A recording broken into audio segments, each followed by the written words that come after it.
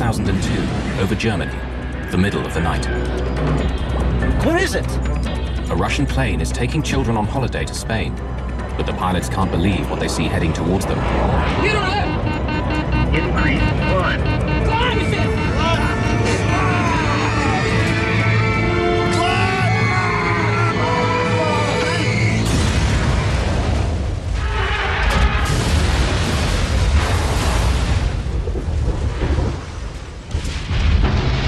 It's among the most poignant air disasters of recent times. How could two planes collide over one of the most closely regulated areas in the world? Bravo Tango Charlie. Faulty technology or human error? Oh!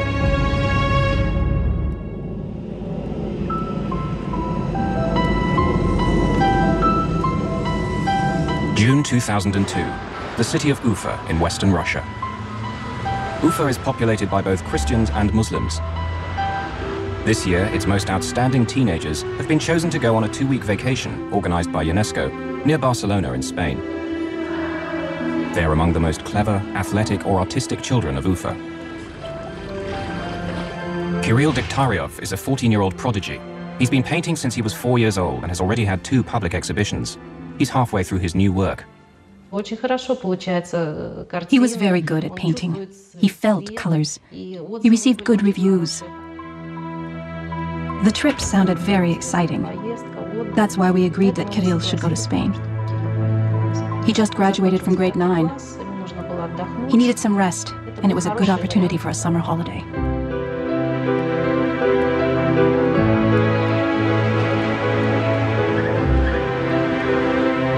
Alina Hananova is a 12-year-old who's won several gymnastics competitions. We were very glad for her because indeed very smart and very talented children were flying there.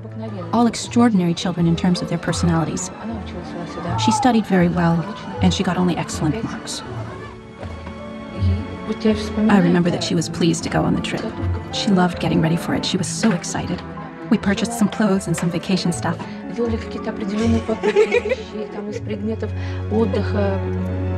As she was born, I informed my husband, and he cried because he was happy to have a daughter.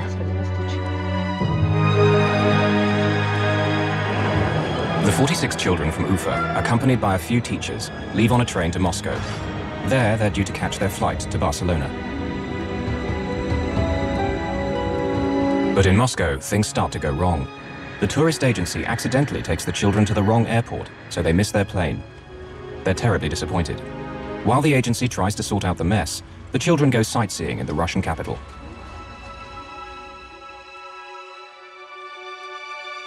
It takes 2 days to charter another jet, but finally they're on their way to Barcelona.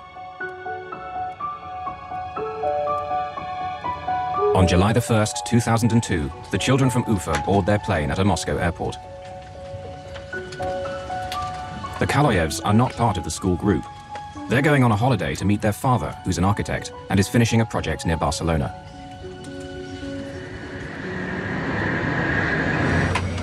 No fewer than 5 Russians are flying this plane. The captain is Alexander Gross, who's been a pilot for over 30 years. Alexander had a good theoretical knowledge. He was very smart. Today, the first officer is Oleg Grigoriev. But actually, Grigoriev is the airline's chief pilot. On this trip, he'll be evaluating Captain Gross's flying. If you did something wrong, some captains would criticize you very rudely. Others would be very formal and polite. But Oleg Grigoriev would express his disapproval in a gesture, like that, meaning, why on earth did you do that? Captain Gross is in command, but Captain Grigoriev is his supervisor. If it comes to the crunch, who will really be in charge? Seated in the left rear is Murat Itkuyov, normally the first officer, but who's not officially on duty because Grigoriev is in his seat. Nevertheless, since he'll soon be promoted to captain, his opinions are considered. Murat was a very professional pilot. He loved to fly. Murat was interested in the new stuff in aviation and always kept up to date on the most progressive things brought in. Just before 11 that evening, Bashkirian Airlines Flight 2937 leaves Moscow. The plane is a Tupolev 154.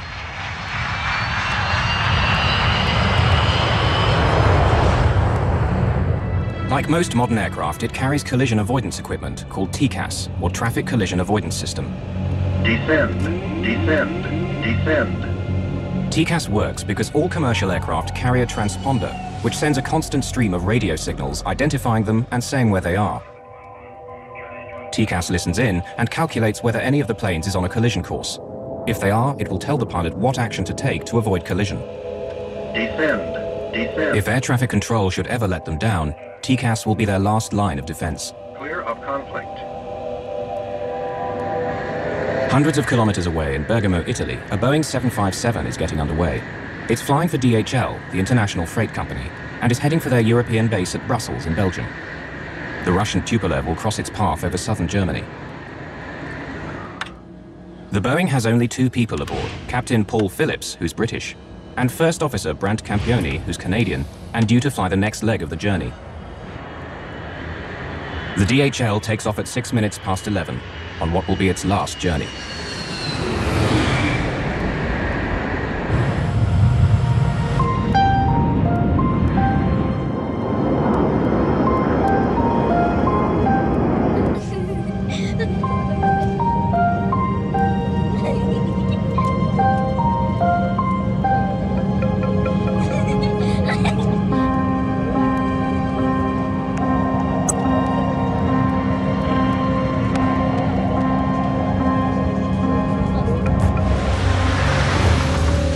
At the Skyguide Area Control Center in Zurich, Switzerland.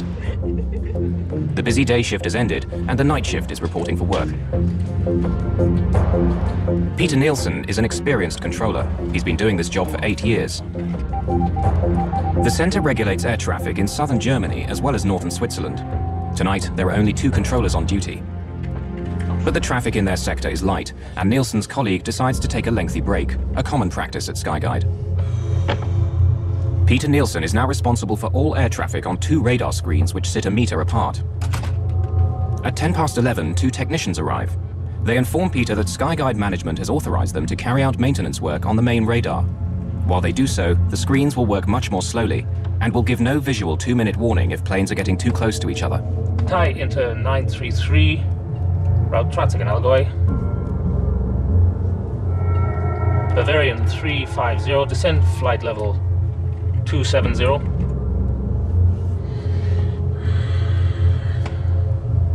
The engineers now tell Peter Nielsen they have to shut down the telephone system as well. They switch over to the standby phones. No one realizes it yet, but the seeds of disaster have been sown.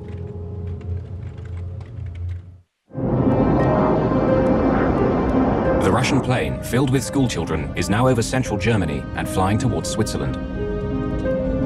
Captain Grigoriev gets final clearance from the last German control center before they cross south into Switzerland. 128.05, Bravo Tango Charlie, 2937. Goodbye. The German controller hands over the Russian plane to Skyguide, where Peter Nielsen is at the helm.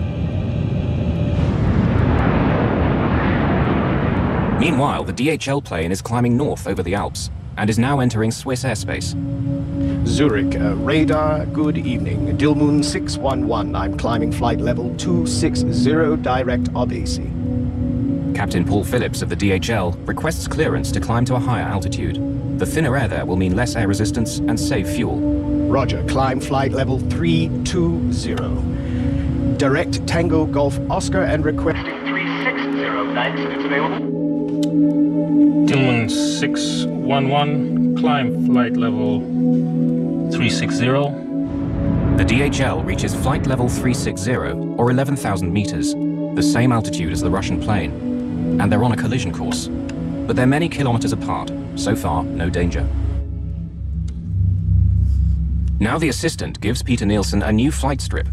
An Airbus Aero Lloyd Flight 1135 is flying to the airport of Friedrichshafen nearby. It's going to increase Peter's workload dramatically over the next 5 minutes and have him switching from one screen to another. Peter tries to dial the airport control tower at Friedrichshafen to discuss handing over the Aero Lloyd flight to them, but the line is dead. He tries a second time. The phones aren't working. The Aeroloid pilot is trying to make contact with Peter. He has to leave the Russian pilots unattended. But the Russian pilot is also calling him on the other screen. Aeroloid 1135, roger. Call you back. Station calling. Say again, please. Zurich, good evening. Bravo Tango Charlie, 2937. Level 360. Bravo Tango Charlie 2937, squawk 7520. The Aeroloid is calling again. Yeah, expect so. Call you back shortly. Now another plane needs him. A Thai Airways flight heading north. Thai into 933. Contact now on Munich 132.140. Goodbye. Air traffic controllers are used to handling tricky situations. But tonight, Peter's equipment isn't working properly, and he's controlling two screens at the same time. Normally, his radar would warn of any impending collision. What he doesn't know is that tonight, it's out of action. Correct. What is your present heading? Present heading is 265. Roger.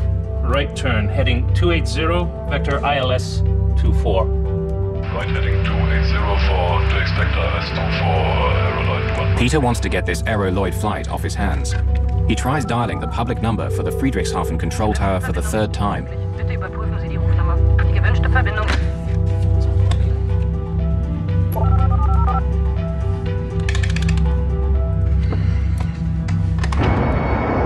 Meanwhile, the Russian airliner and the DHL plane are still heading towards each other at a closing speed of over 1,300 kilometers per hour. Neither crew is aware that they're only 2.5 minutes apart. The DHL plane is now approaching the Swiss border with Germany.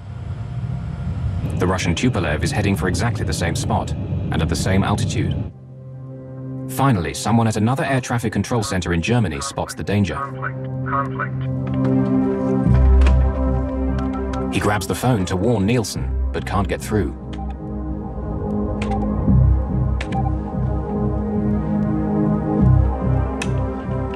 International air traffic rules prevent him from talking to the pilots directly.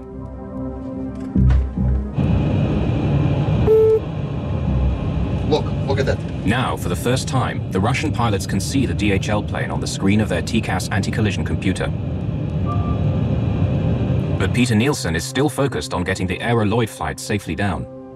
Aeroloid 1135. Aeroloid 1135, go ahead, sir. Yeah, I lost my connection to Friedrichshafen Airport. Could you please call them on your second set, 124.35. Tell them you're coming in ILS 24 with 20 miles now? Okay, will do. Thank you. Okay, taking over. On the DHL cargo plane, the crew is relaxed. They don't know they're on a collision course. Their TCAS hasn't sounded a warning yet. Stuff I can get you? The first officer goes to the washroom. On the Russian plane, the pilots are getting concerned. The other plane is getting closer and closer, but they're not exactly sure whether he's on the same altitude as them.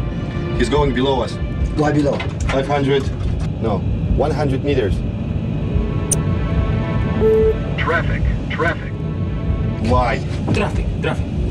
TCAS, the collision avoidance computer, is warning the Russian pilots that the other plane is getting too close for comfort. At the same moment, the TCAS in the DHL cockpit detects the Russian plane. Descend.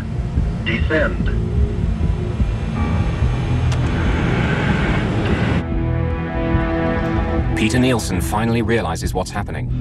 Bravo Tango Charlie 2937. Descend flight level 350. Expedite. I have crossing traffic. Descend. Captain Gross disengages the autopilot and starts to descend. Climb. TCAS is telling them to climb. The controller is telling them to descend. It says climb. He is guiding us down. Bravo Descend. Tango Charlie 2937. Descend level 350. Expedite descent. Expedite descent level 350.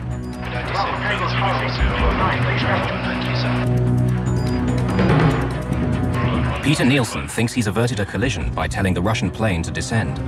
But what he doesn't know is that the DHL pilots have received a TCAS instruction telling them to descend. Increase! Dilmoon 600, TCAS descent! They're trying to tell Nielsen that they have a TCAS instruction to descend, but Peter can't hear them. If both planes obeyed TCAS, there'd be no problem. But the Russians, instead of climbing, have followed the controller's orders. Now both planes are diving towards each other. He's going below us.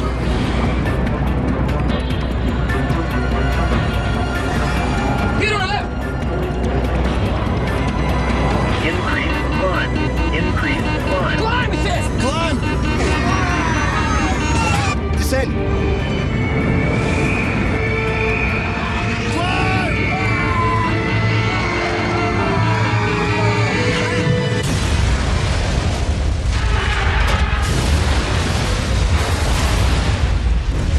The tail of the DHL clips the belly of the Tupolev, tearing it apart.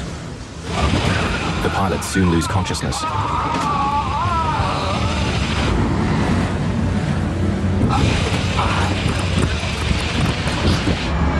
DHL struggles on for another 2 minutes.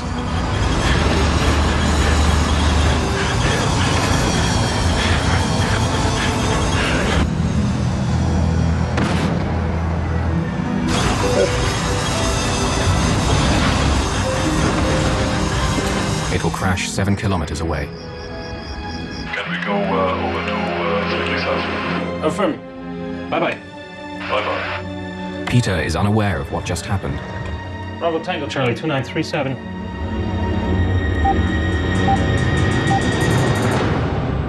Bravo Tango Charlie 2937. Bravo Tango Charlie.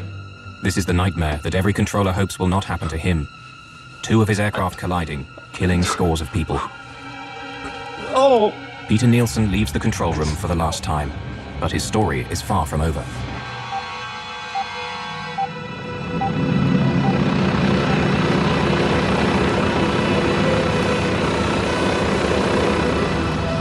The wreckage of the 2 planes has fallen just outside the small city of Überlingen on the German-Swiss border.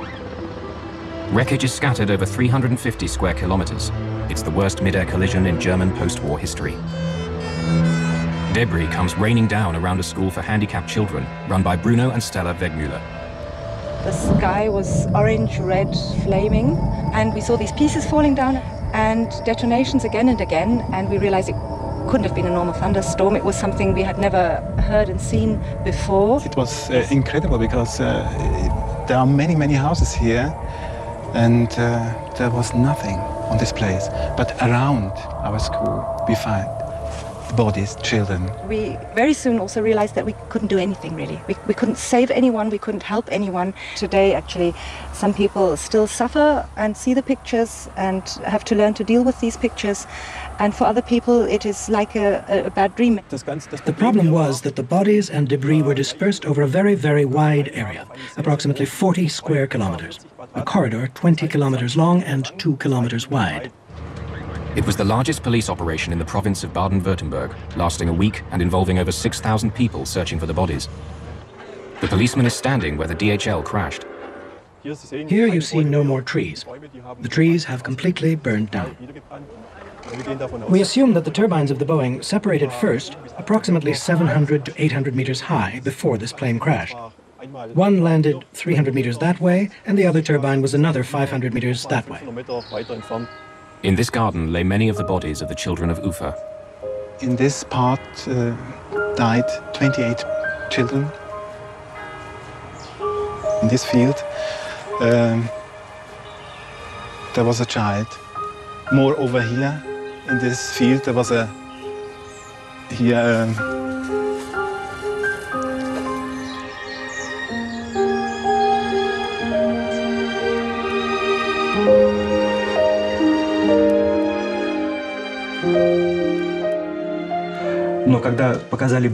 When they showed a close-up of an airplane, I saw an emblem of our Bashkir Airlines on the rear of the aircraft.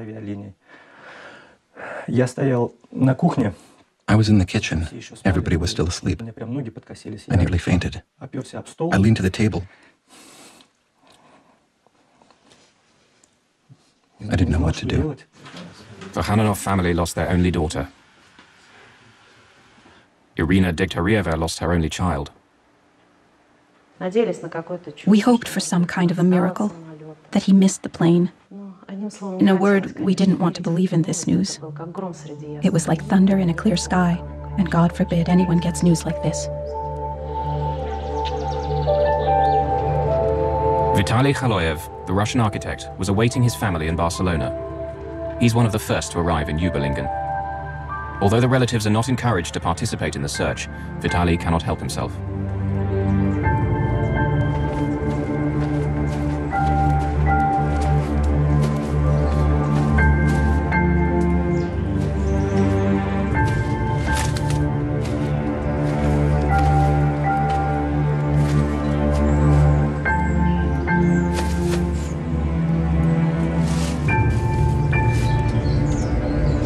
Vitaly finds a broken pearl necklace. He recognizes it as his 4-year-old daughter's. Angel.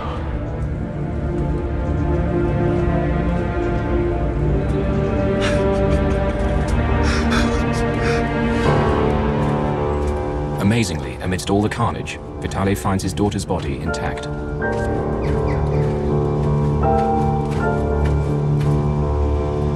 She did not suffer at all.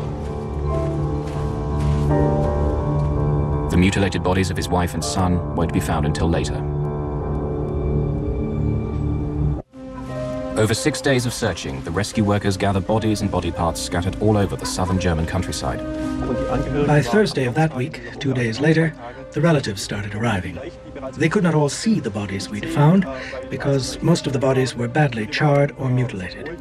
We didn't permit the relatives to view the bodies in that condition.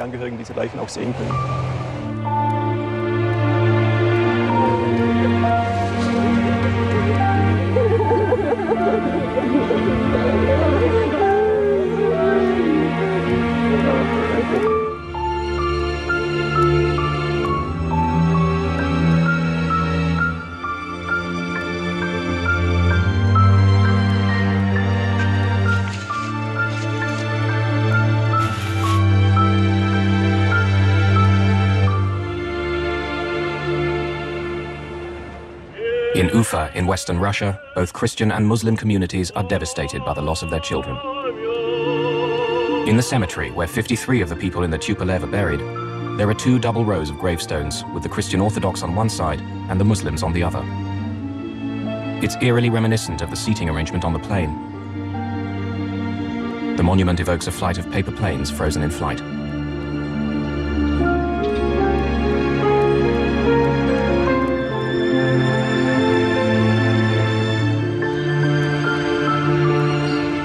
This is Kirill's grave, the young talented artist.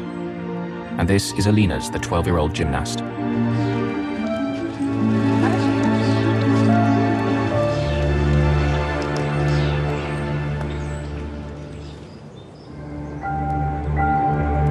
Vitaly Khaloyev, who lost his entire family, has designed and built a huge monument in their memory.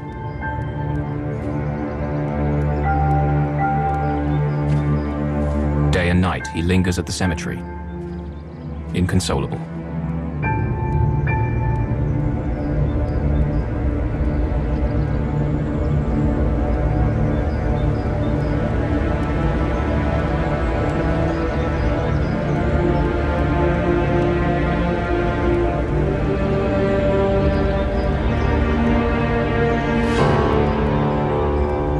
At Skyguide in Zurich, after the collision, work has all but come to a standstill. People were in a state of shock. They were shocked, they were helpless, there was a lot of sadness, people crying. And we were criticized for being too technocratic after the accident. I have to accept that. One of the biggest tasks was to maintain operations, because there were planes coming in, going out after this tragedy, and that was a very, very difficult situation for everybody. For the next 3 weeks at the Zurich Air Traffic Control Center, capacity is reduced for lack of available controllers. Peter Nielsen never again worked on an air traffic workstation. If you go through something like that, you're not able to come back. It's too deep in, and it's too big. From an emotional point of view, of course, it was shattering. It was for me really, really terrible.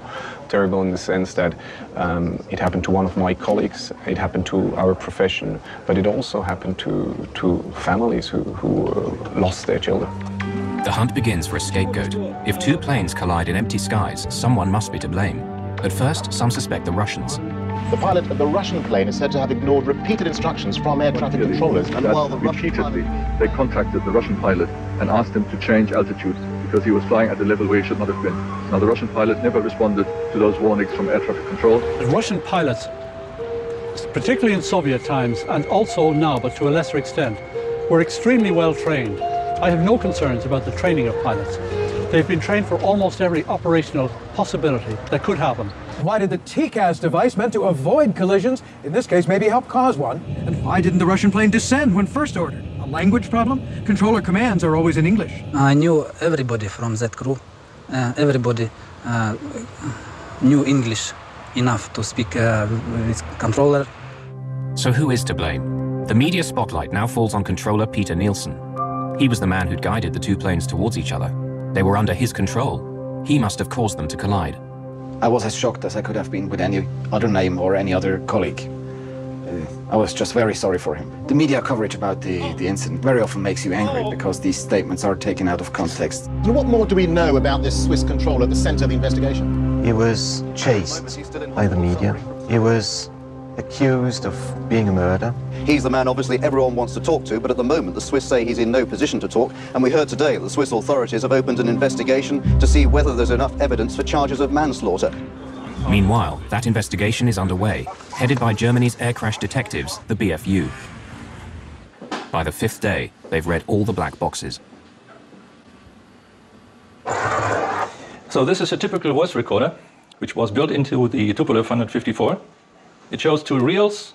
The recording time of this recorder is 30 minutes. And this is rather solid, but the original voice recorder of the Tupolev was heavily damaged. So we had to remove the tape and replay it on such a specialized tape recorder. This is the hangar where wreckage of the planes was examined.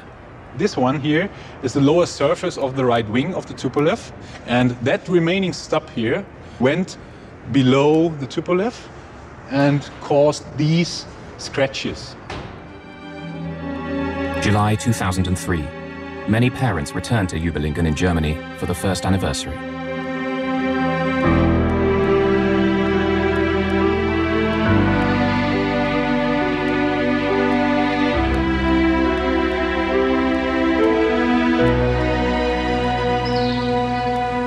The Germans built a memorial on the site of the tragedy. It's made up of a series of giant silver pearls on a broken necklace.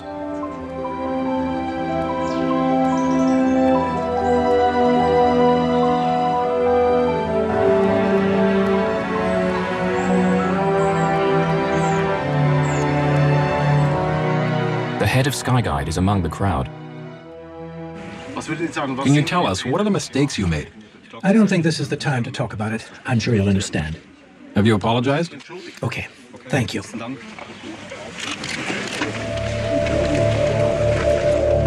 Among the parents is Vitaly Kaloyev.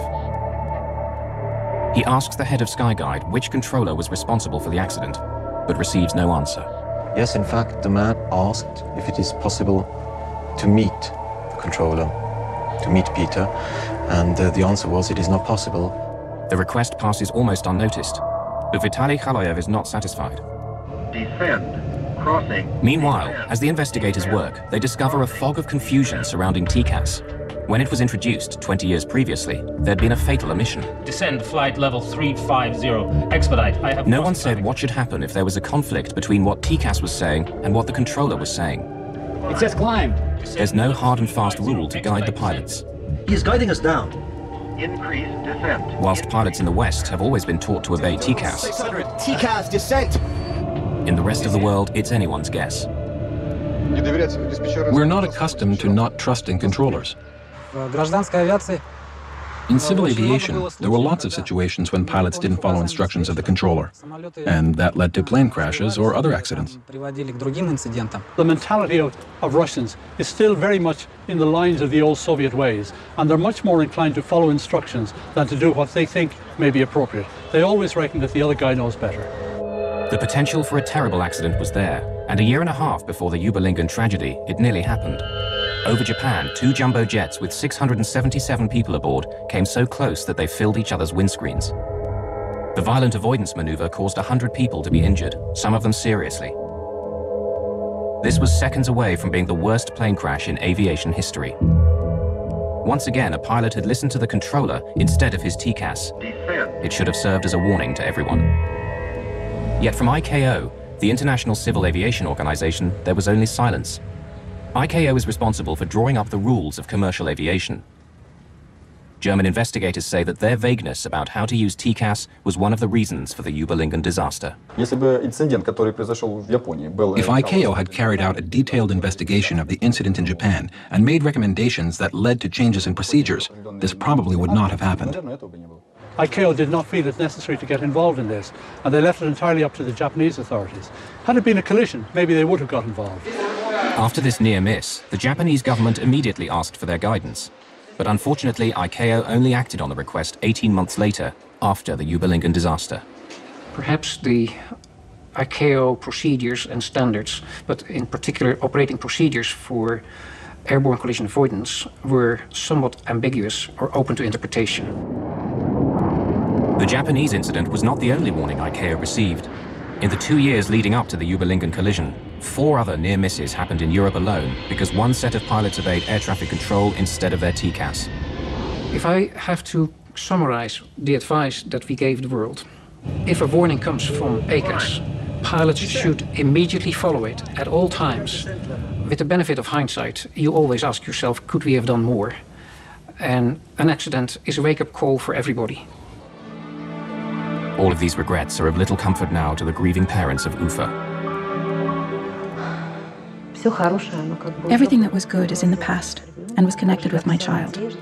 All the hopes, dreams were connected with him, with his future. And now, nothing left. At least I've got nothing left. So the right way to put it is, my life didn't change. It stopped.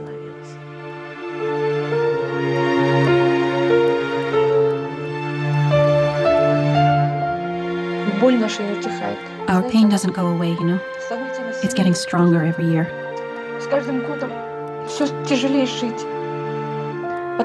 It's getting harder to live. At first, we had a hope that she'd come back, that time would pass and things would fall into right places. And now the hope is gone. And the worst thing is that the kids were flying happy. Healthy kids were going on a vacation. And some grown-up people made a mistake, made a fatal mistake. And the kids were gone.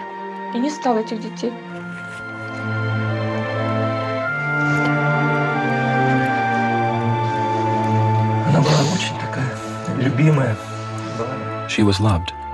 She was very kind, gentle. She was the beloved daughter. Beloved daughter. Vitaly Khaloyev, the Russian architect, has lost his entire family, everything. He himself has gone to pieces.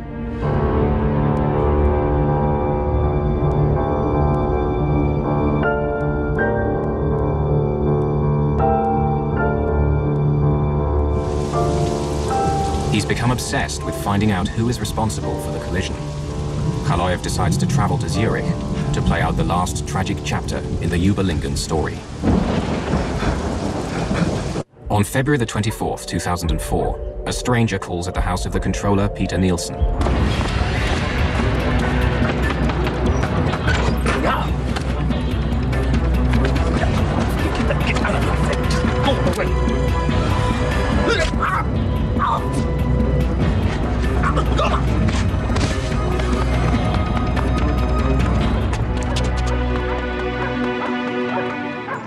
It was just the saddest thing you can imagine. I knew his family, I knew how much he loved his kids and his wife, and The presumed perpetrator is apparently 48 years old and of Eastern origin. He is likely the father of one of the families that was killed at the crash. He likely lost his wife and both their children. They found Vitaly Khaloyev nearby in a hotel. Suspected but not yet charged with the murder, he's presently in a psychiatric clinic while they decide whether he's fit to stand trial. Did he have the capacity to discern? Was it an impulse, or did he have the capacity to commit a crime? Certain traces and police evidence were found which seem to indicate that he could be the murderer. We are working on this theory, after the accused himself conceded that he could be the murderer. We didn't want him to be killed. We didn't want to have more victims related to that catastrophe because of our children. The killing of the flight controller was a very, very sad event. And the saddest thing of all was that he was not actually responsible for the accident. The system responsible for the accident was the poor Skyguide management and quality control of their system. The investigators had worked out exactly what went wrong that night at Skyguide, and how an unfortunate series of events had made disaster almost inevitable. First, Peter's colleague goes for a break, leaving him alone to watch two radar screens a meter apart. It was a standard practice at the ATC company that at night, one air traffic controller was responsible for controlling the entire airspace of ATC Zurich. Then, following management instructions, the maintenance men start to switch things off. Peter's radar screen is working more slowly and will not warn him if two planes are about to collide. He doesn't know that. STCA is short-term collision alert, a warning on the radar screen that planes are in imminent danger of collision. Then by chance, an unexpected aircraft, the Aeroloid tourist plane, arrives at the critical moment and needs a lot of attention. It completely distracts Peter. He tries to get outside help, but the main phone system has been accidentally disconnected by the maintenance crew, and the backup phone isn't working. The controller has been robbed of all the technical support he needs. The phone link with Friedrichshafen was down. At this time, there were various radio transmissions, and the controller had to answer them on the different frequencies. Finally, when both planes are descending, the DHL pilots cannot tell him what's happening because the radio frequency is busy. 600, TCAS, descent! The earliest they could do that was 23 seconds later, because until then, the frequency was blocked by the ATC Zurich transmission to the Tupolev crew. May 2004. It had taken the German BFU investigators 22 months to publish their final report. They found that the disaster had two major causes. Firstly, Peter Nielsen was too late in noticing the danger of a collision. Secondly, the Russian crew was wrong to obey him when he told them to descend, rather than their own TCAS equipment telling them to climb. But other pilots understand their dilemma. The TCAS commands are spoken in such a dispassionate voice. Descend, increase descent. Such a matter-of-fact type of voice. And then there's the voice of the air traffic controller's urgent command. Descend immediately, leave this altitude immediately, go to another altitude at once. So, whichever voice sounded more urgent was the one the crew obeyed. Finally, the report severely criticized Skyguide for leaving a lone controller on duty that night. Why didn't they provide safety during that flight, when my child was on board? They must take the responsibility for not providing security for that flight. Mistakes were made by us also, and we regret them deeply.